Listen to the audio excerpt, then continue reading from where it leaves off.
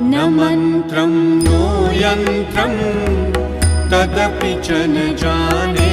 स्तुतिमहो न चाह्वानं ध्यानं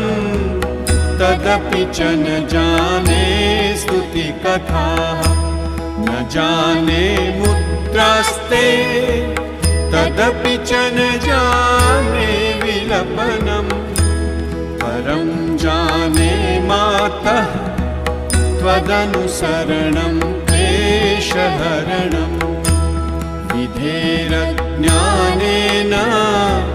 द्रविणविरहेणालसतया विधेया शक्यत्वात् तव चरणयोर्याच्युतिरभूत् तदेतत्क्षन्तव्यम् जननि सकलोद्धारिणी